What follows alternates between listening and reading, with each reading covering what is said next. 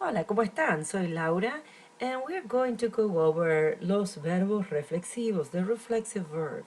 And what I'm going to do here is I'm going just to explain the terminology that I use in class more than anything. So you probably watch already the videos, the tutorials in the book, and read in the book. And this video will help those that are confused with some of the terminology and will help you with the terminology that I will use.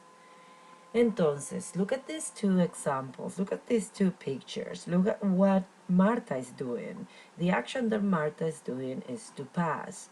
What does she pass? The ball. Now the ball that she passed goes in direction to someone, in this case, which is Alfredo. Who is Alfredo? So Marta pasa la pelota a Alfredo. Alfredo, what is in the sentence is the indirect object. And this is a review from chapter 6, but it's very important to understand in order to do the to understand the reflexive verbs. So now I need to know that you do understand the indirect object, which responds to the question a quién. Once you know the indirect object, then you need to understand the indirect object pronoun. The indirect object pronoun is something that you already saw in the book. So where does this ball goes? To me, then it will be me. To you, it will be te, and etc., etc. These pronouns must be in every sentence when you have an indirect object, means someone that receives the action or the object. So let's put this in my words, in the words of Laurita or Laura. I divide the verbs in two big groups. One group is the verbos vivos, el corazón, the heart of the sentence. Every sentence must have a conjugated verb in any form or tense, but must have a conjugated verb. What is a conjugated verb? A verb that has being matched with the subject. For example, when you say I ran or she runs, you know that in English you need to add an S, or you know that the tense is going to change, see, when you say ate instead of eat. So all those things that you do with the verb are conjugations, making the subject match with the verb. In Spanish, one verb, if it's conjugated, tells you who is in the subject and what tense it is. For example, I say comí, and you know that it's me, and it's in the past. So those are the verbos vivos. And the verbos muertos, the verbs that don't match with the subject, but they're usually used in a compound verb. The one that we need in the sentence is, remember, the conjugated verb. But the one that is usually with the conjugated verb, like quiero comer, estoy comiendo, see? Those verbs are non-conjugated, and I call them dead. So now we're going to see where do you place the pronouns. See, where do you place the pronoun? And I put here a little picture that will tell you the formula, and this formula is super important for you to understand for the entire semester. Any pronoun, not only the poi, which is the pronombre del objeto indirecto, but any pronoun always, always, always goes before the conjugated verb. But we have another option when we have a compound verb, and it is with the non-conjugated verb. If you're using the pronoun with a non-conjugated verb, then the poi or the pronoun will go attached. See? Attach on the verbo muerto at the end. Okay, so here we have two examples. When the poi is attached before the verb, the conjugated verb, here are the two examples. Le vas a dar el libro a Elena? Sí, le voy, here is the conjugated verb, and here is the pronoun. When the verb is not alive, is dead, Here are the examples. Vas a darle, this is the non-conjugative verb, plus the pronoun. Okay? If you don't remember what a compound verb is or a conjugative verb means, I suggest you to go back to the basics of conjugation in, I think it's chapter 2 or 3, the 101. Entonces, moving on to the reflexive verbs now, vamos a ver how this reflexive pronouns word work. These are the reflexive pronouns. Remember that we saw the indirect object pronouns? They're very similar. The only difference is in the se. Me is an action done to someone, remember before? To me. In this case, it's to myself. Te is to yourself. Se is to himself, herself, itself. So let's do an etc. Let's do more explicación if you want. See? So the verbos reflexivos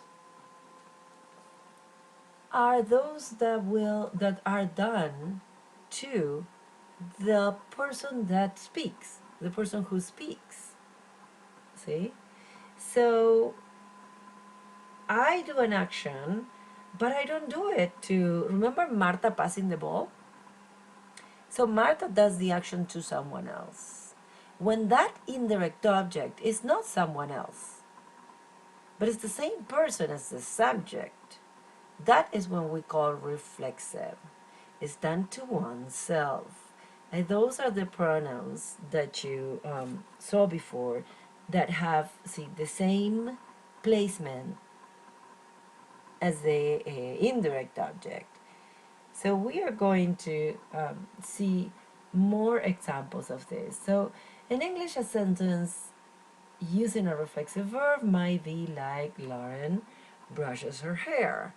Do we have to say herself? No, because it's implied. But herself would be the indirect object. So she brushes her hair to herself. See? So that is reflexive. So here are a few examples. You're going to have this video to watch and rewatch. So I'm going to go very fast. So I just go to the point that I want to make for sure. Okay, so you will have time to stop here and read this on your own.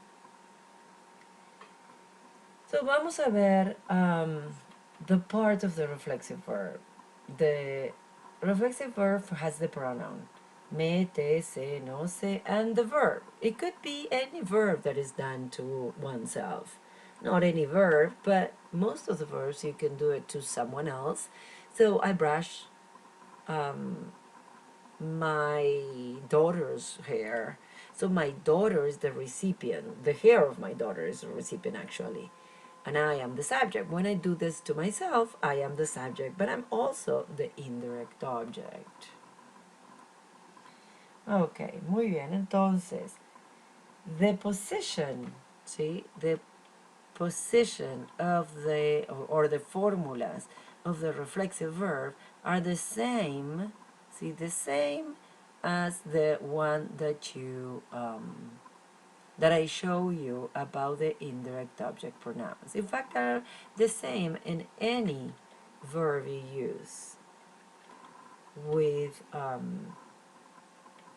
pronouns. Okay, so this, how do you conjugate a reflexive verb? Step 1, remove the se ending, because that's how you are going to see it in the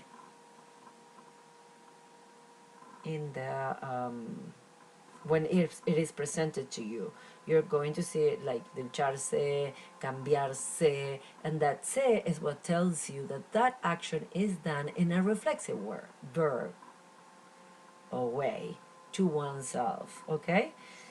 And vamos a ver ahora examples. Lavo is yo. You know that this is yo, no? Yo me lavo.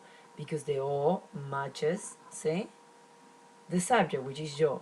Me goes because it's to me, see? So this is the conjugation in the examples that you have here to read.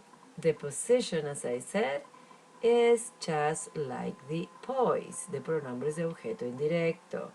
They either go before a conjugated verb or attached to an infinitive or a non-conjugated verb. So before the verb, me voy a lavar el pelo. After the non-conjugated verb, voy a lavarme el pelo. Atención, you must make sure the sentence has a compound verb in order to use the second one. Okay, a compound verb is in this case, see, the voy a lavar, or like I said before, quiero comer, or estoy comiendo. Those are compound verbs. We're going to talk more about this in class probably. And here, see, is the formula with examples. El pronombre plus the conjugated verb, me levanto, yo me levanto. El pronombre or the non-conjugated verb plus the pronombre formula will be voy a levantarme. Me levanto if I use the conjugated verb.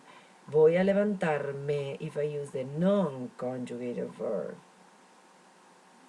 Entonces, let's see if you can translate this sentence. You can stop this video and see if you can do it by yourself, okay? And I will leave you with this idea. I just want you to make sure that you look at all the videos and everything. This is a difficult subject. It's not an easy subject, okay? So I hope you can understand it. We will see more en la clase or later. Adiós y nos vemos.